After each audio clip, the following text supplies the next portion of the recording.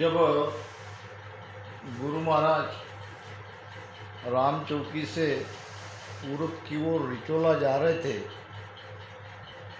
तो बीच में मालवा प्रांत लगता है जो आज का मध्य प्रदेश है। वहाँ जलोदा स्टेट में राजा विठलराव से महाराज जी का संवाद हुआ और वहीं पर ये ब्रह्मचारी थे और बालाजी पंडित भी थे। ये ब्रह्मचारी वेदों के ज्ञाता थे, मुद्रा साधना करते थे। जब गुरु महाराज ने उनको देखा तो उनकी साधना की तरफ देखकर गुरु महाराज ने कहा, बस्ती त्याग वन में आया, त्राटक ध्यान लगायो, उलटी दिष्ट खेच कर फेरो, जामे क्या सुख पायो, ब्रह्मचारी जी तो भी कच्चा, ये नाहक त्याग की हो तुम घर को, गुरु न मिलिया सच्चा। ब्रह्मचारी जी मुद्रा साधना कर रहे थे। बस्ती त्याग वन में आयो। अब एक तो घर परिवार को त्याग के जंगल में जाना, ये भी बस्ती त्याग जंगल में जाना है। दूसरा पिंड से ब्रह्मांड में जाना, इसी भी कहते हैं बस्ती का त्यागना। तो ब्रह्मचारी जी दृष्टि ऊपर चढ़ाकर खींचकर यहाँ भृगुटी में खेचरी बुचरी चाचरी मुद्रा में वो आनंद ले रहे थे। उनको इस साधना करते देख महाराज ने कहा कि हे ब्रह्मचारी, आप जो ये त्राटक ध्यान लगा रहे हो, दृष्टि को ऊपर खींचकर वहाँ सुख लेने की कोशिश कर रहे हो, तो इसमें तुमको क्या सुख मिलेगा? सुख मिलेगा जहाँ तक तुम साधना कर रहे हो वहाँ तक। ये कोई अखंड सुख की बात नहीं है। इतना सब कुछ करने के बाद भी हे ब्रह्मचारी तुम कच्चे हो,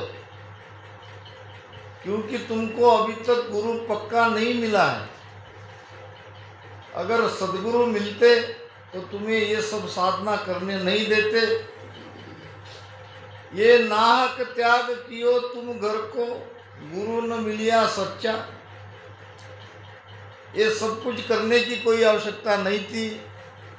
अगर सच्चे गुरु मिल जाते तो तुम्हें वो भेद बताते और उस भेद से सुमिरन करते करते आपको यहाँ त्रिकुटी में त्राटक ध्यान भी लगता और त्रिकुटी के आगे 10वें द्वार से बाहर भी आप निकल सकते थे, मगर आप यहीं अटक गए हो।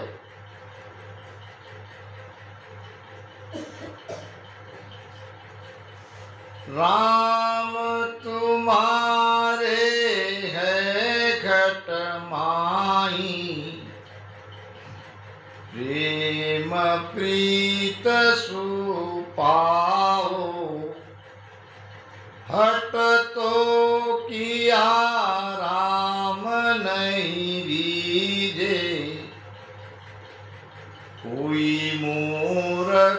समझाओ। ब्रह्मचारी जी भेद न पाया,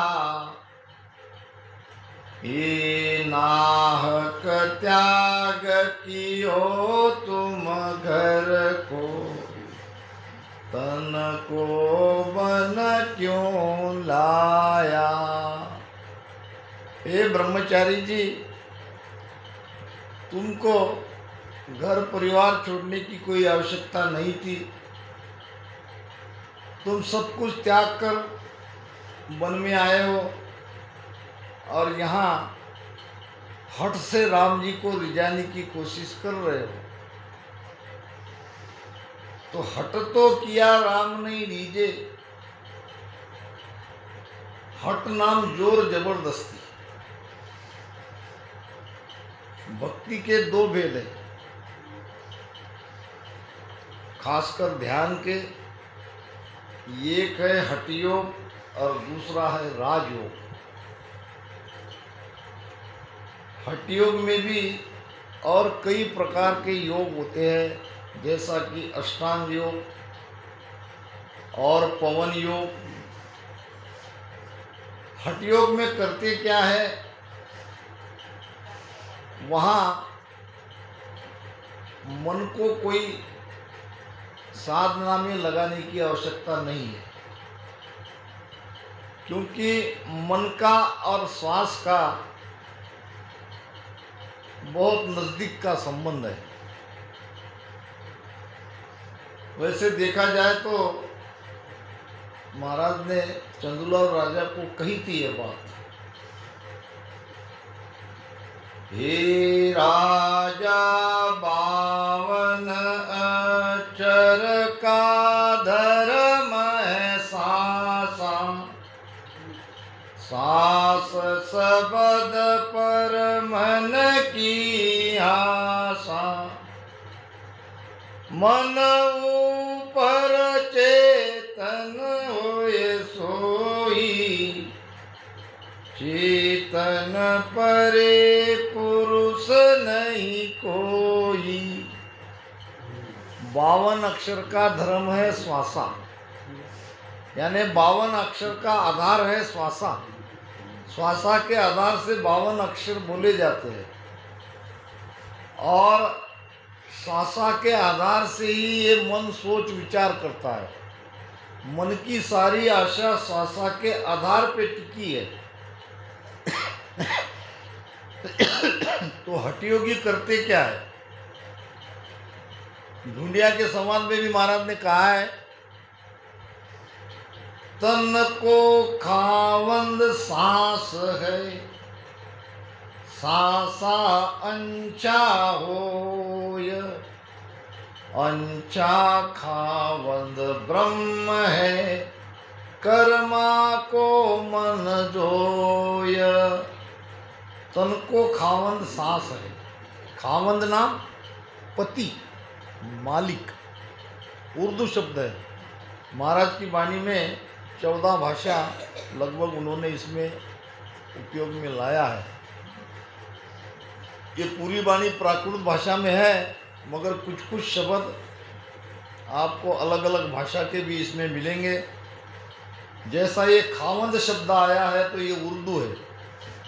खावंद कहते हैं पति को, मालिक को। ये हमारा तन है, तन का खावंद कौन है?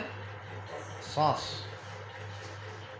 क्योंकि इसमें से सांस निकल गई तो शरीर को कोई पूछने वाला नहीं है, शरीर को कोई रखेगा नहीं। तो शरीर का मालिक है सांस। अब सांसा का मालिक कौन? सांसा अंछा होय। सांस का मालिक है इच्छा। किसकी इच्छा? क्या हमारी इच्छा? नहीं, ब्रह्म की इच्छा। ब्रह्म की इच्छा से ये सांसा मिली। सांसा अंछा होय और अंछा खावंद ब्रह्म है। अब इच्छा का मालिक कौन है? तो ब्रह्म है। ये ब्रह्म की इच्छा है, ब्रह्म की इच्छा से श्वासा मिली है। और कर्मा को मन जोए, कर्म का कर्ता मन है। तो इस प्रकार हठयोगी और राजयोगी दोनों साधना कैसी करते हैं। हठयोगी जानते हैं कि जो कुछ करना है हम श्वासा के आधार से कर ले, मन की कोई चिंता नहीं करते हैं, न मन को रोकने की कोशिश करते हैं, न मन को बस में करते हैं, सीधा श्वासा को ब्रह्मांड में चढ़ा देते हैं। अब जहाँ श्वासा है वहाँ मन को जाना ही पड़ेगा। तन बिन जीव, जीव बिन काया, ये सब एक में से कनेक्टेड है। जहाँ श्वासा है वहाँ जीव है, जहाँ श्वासा है वहाँ प्राण है, जहाँ श्वासा है वहाँ मन है। तो हठयोगी श्वासा को ऊपर चढ़ा देते हैं, मन को नाइलाज से वहाँ ऊपर जाना पड़ता है। मगर मन जोर जबरदस्ती से उसको ऊपर चढ़ाते हैं तो वो देखता है, क्या देखता है, वो योगी की कमजोरी। जब मन को मौका मिलता है तो योगी को वहाँ से नीचे गिरा देता है, क्योंकि मन नहीं चाहता ऊपर चढ़े, और ये श्वासा को ऊपर ब्रह्मांड में चढ़ा के मन को जबरदस्ती चढ़ा देते हैं। और हम करते हैं वो साधना है राजयोग की। राजयोग में मन को ध्यान में लगाना पड़ता है। हमारा मन के ऊपर जोर नहीं है। प्रारंभ में हम भेद से ये मन को श्वासा के साथ, सुरती शब्द के साथ लगा के भजन करते हैं। आगे आगे जब गुरु महाराज की मेहर से, सदगुरु की मेहर से वो सत्संग निरंतर जागृत होता है तो फिर मन का भी कुछ चलता नहीं है, मगर मन इसमें राजी रहता है, क्योंकि सब कुछ हम मन का आधार लेके ही तो करते हैं। तो महाराज कहते हैं कि ऐसे हठयोग करने से, श्वासा को ब्रह्मांड में चढ़ाने से आप प्राण को ऊपर चढ़ा लोगे, मगर कितनी देर तक। हट तो किया राम नहीं रीजे, कोई मूर्ख समझाओ। किसी नादान, किसी मूर्ख को, किसी अज्ञानी को तुम ये बात समझाओ, मैं सब जानता हूँ और इससे राम जी नहीं रिझेंगे, इससे जीव का मोक्ष नहीं होगा, बंधन से मुक्त नहीं होगा। ब्रह्मचारी जी भेदन पायो, ये नाहक त्याग कियो तुम घर का। हे ब्रह्मचारी, जरूरत थी भेद की, अब भेद तो तुमने पाया नहीं और घर बार छोड़ के जंगल में आ गए। अब इसकी कोई आवश्यकता नहीं थी। अब दो ही वचनों से ब्रह्मचारी ने समझ लिया कि जो मुझसे यहाँ चर्चा कर रहे हैं वो कोई मामूली नहीं है। तुरंत पहचान लिया, सादा शब्दा परखी। साधु की परीक्षा उनके वचनों से होती है। इतना सुनने के बाद भी ब्रह्मचारी ने कहा कि तुम कौन मुद्रा में रहते हो, यानी तुम्हारी मुद्रा कौन सी है, किस मुद्रा की साधना तुम करते हो। तब सुखराम जी महाराज बोलिया, अब पहले यहाँ हठयोग की मुद्रा साधना की बात आएगी, आगे जैसे जैसे ज्ञान आगे बढ़ेगा सारा निर्णय इस ब्रह्मचारी के समाज में महाराज ने किया है। तो पहले मुद्रा साधना क्या है ये समझ लो। महाराज ने कहा है ब्रह्मचारी को, हे ब्रह्मचारी कहूँ मैं तो ही, मुद्रा जे नर साजे सोई, जारे प्रेम उमंग नहीं आयो, वा मुद्रा में मन लगायो। मुद्रा है 5 प्रकार की, खेचरी, भूचरी, चाचरी, अगोचरी उन्मुनी। और महाराज मुद्रा साधना करने वाले सभी को कह रहे हैं कि जे मुद्रा जे नर साजे कोई, यानी मुद्रा की साधना जो कोई करते हैं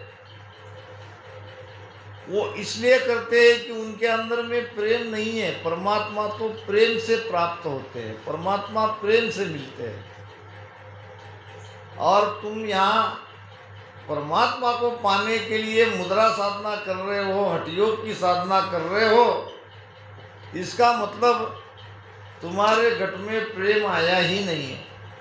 और इसीलिए तुम मुद्रा करते हो, मुद्रा साधना लगाते हो।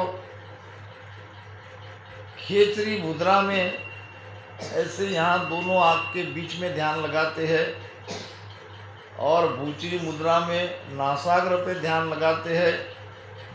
इस प्रकार खेचरी भूचरी मुद्रा करते करते यहाँ भ्रुकुटी में उन्मुनी मुद्रा लग जाती है।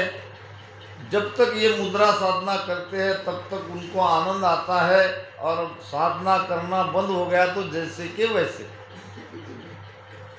जहाँ लग मुद्रा साजे कोई, तब लग नर बेगारी होई। ब्रह्मचारी पद कदे न पावे, साजन हट मूड को भावे। जहाँ लग मुद्रा साजे कोई, और तब लग नर बेगारी हुई। बेगारी का मतलब क्या? बेगारी काम करने वाले, छोटे मोटे हल्के काम करने वाले, उसको हम बेगारी कहते हैं। तो ये मुद्रा साधना करना बेगारी तो काम है, ये कोई बहुत बड़ी साधना थोड़ी है। इससे क्या होने वाला है? थोड़ी देर के लिए मन में आनंद आएगा, फिर जैसे के वैसे, यानी कुछ नहीं पा सको। जैसे बेगारी दिन भर काम करता है और बहुत थोड़ा सा लाभ उसे मिलता है। तो महाराज कहते हैं कि इस मुद्रा साधना से हे ब्रह्मचारी उस परम पद की प्राप्ति कभी नहीं कर सकते। साजन हाट मूड को भावे, ये हठयोग की साधना जो मूड है, नादान है, उनको ही अच्छा लगता है। ज्ञानी अगर होगा तो वो हठयोग में नहीं उलझेगा। अब महाराज कह रहे हैं कि मैं कौन सी साधना कर रहा हूँ। ब्रह्मचारी को जब पूछा तब उसको कहा महाराज ने, मेरी मुद्रा तो यह बताऊं, उमंग्या प्रेम बहुत सुख पाऊं। सहज समाद रात दिन होई, सूरत निरत को काम न होई। महाराज कह रहे हैं ब्रह्मचारी को, और ब्रह्मचारी के द्वारा सभी ज्ञानियों को, कि महाराज की मुद्रा क्या, महाराज की साधना कौन सी थी। मेरी मुद्रा तो ये बताऊं, उमंग्यो प्रेम बहुत सुख पाऊं।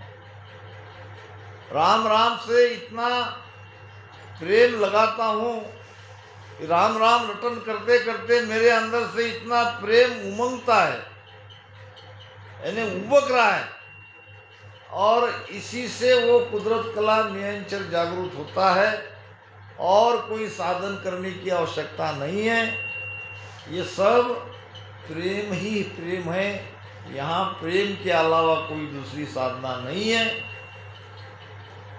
इसीलिए महाराज ने कहा है, संतो कहिया पत नहीं आवे, ओ संतो कहिया पत नहीं आवे। फिर दया गुरुदेव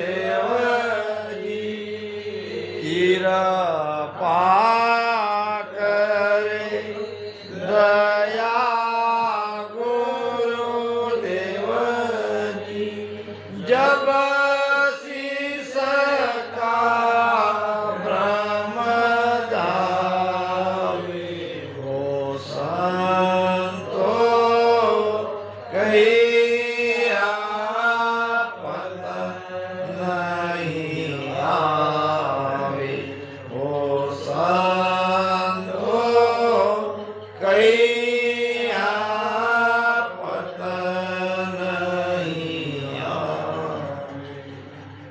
कोई अगर किसी को कहे कि केवल प्रेम से राम राम रटन करने से जीते जी उस अमर लोक में पहुंचा जाता है, तो बाकी भक्ति वाले, बाकी साधना करने वाले विश्वास नहीं करेंगे। ऐसा अगर कोई हमारा कहता है, या जब कोई हमारा भजन करता है प्रेम से, जब उसके अंदर कुदरत कला जागृत होती है और विरह के साथ, प्रेम के साथ उसका भजन होता है, तो कोई नया अगर आया तो वो कहेगा कि ये क्या हो रहा है। मैं फेसबुक पे डालता हूँ तो ये कबीरपंथी बड़े आश्चर्य उनको होता है कि ये क्या है, ये कौन सी भक्ति है, ये कौन सा मार्ग है। मैंने कहा भाई कि ये सिर्फ रामकृष्ण ही समझ सकते हैं। आसन हमारा गिगन मंडल में रेहू जगत के माई, और मोही को मेरा जन जाने दूजा को गम। दूसरे क्या समझेंगे। संतो कैया पत नहीं आवे, पत नाम विश्वास। फिर विश्वास कब आएगा, जब वो भी भजन में बैठेंगे, उनके ऊपर गुरुदेव की कृपा होगी और उनके अंदर ये कुदरत कला नियंचर जगेगा, तब वो कहेंगे कि हाँ बात तो बहुत सही है। क्योंकि ये विश्वास करने लग एकाएक विश्वास नहीं बैठता, और जब स्वयं के भीतर में ये कला प्रकट होती है तो उसको मानना पड़ता है। सा बिना पवन बिना पीवन, सा बिना पवन बिना पीवन, नानी जमन मन कोई सुरत निरत नहीं चित चेतन, सुरत निरत नहीं चित चेतन, बस्ता मोलक होई संतो कैया पत नहीं आवे, हो संतो कैया पत नहीं आवे। सांसा बिना, क्या ये प्रारंभ में ऐसा होता क्या? अभी तो श्वासा में, आती जाती श्वासा में राम नाम का रटन करना पड़ेगा, सुरती नृत्य भी लगानी पड़ेगी। मगर ये सब करते करते एक स्थिति वो आएगी जो यहाँ महाराज कह रहे हैं, सहज समाध रात दिन हुई और सूरत निरत को काम न कोई।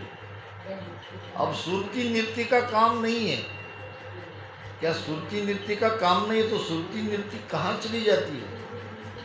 वो कहीं नहीं जाती, वो लगी हुई रहती है।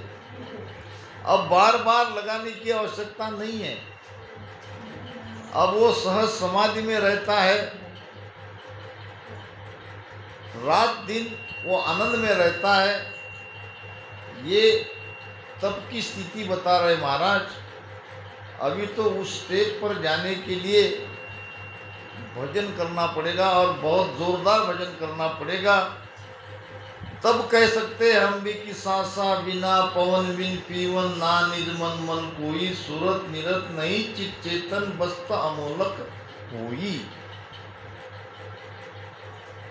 के सुख राम सुनो ब्रह्मचारी, गगन मंडल मेरे हमारी, ताली लगे न टूटे कोई, मन पवना झूठा मिल दोई। हे ब्रह्मचारी, गगन मंडल में रेन हमारी, मेरा ध्यान रात दिन ब्रह्मांड में है।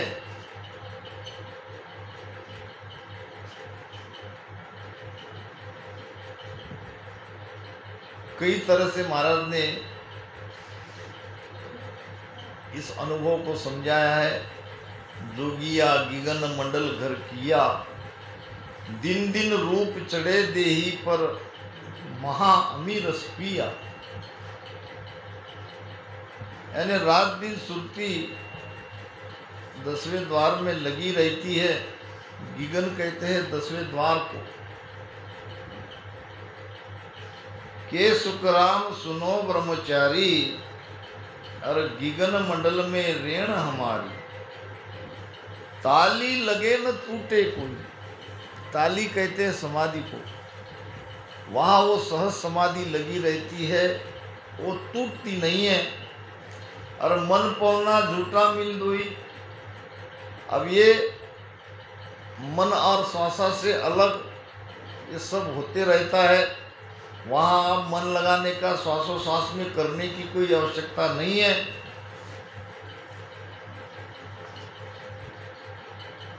मन पवना को कामन कोई, उदरत कला घट में होई। ब्रह्मचारिया कोई न पावे, जा सुन रीत उलट चढ़ जावे।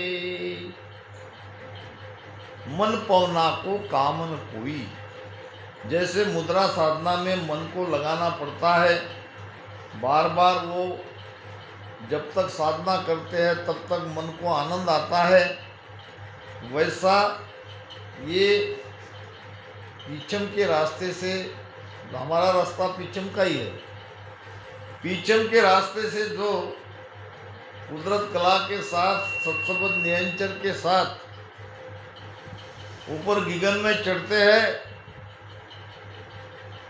वो रात दिन सहज समाधि में रहते हैं, रात दिन उस आनंद में रहते हैं।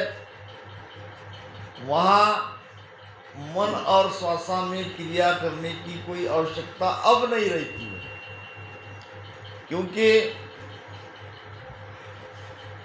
ये कुदरत कला है। कुदरत कला, इसी को सत्सबद्ध कहते हैं, इसी को नियंचर कहते हैं, इसी को कुदरत कला कहते हैं। एक भजन में महाराज ने कहा है, सत सत कहे तिको सत आहे, ने अंचर सुन होई। और कुदरत कला कहे सो आहे, निरख परख लो सोई। जो सत्सबद्ध है, वैसे तो वो सत्य ही है, वो शब्द भी नहीं है, मगर समझाने के लिए कहना पड़ रहा है सत्सबद्ध, नहीं तो वो सत्य है। जो सत्सबद्ध है वही नियंचर है और वही कुदरत कला है।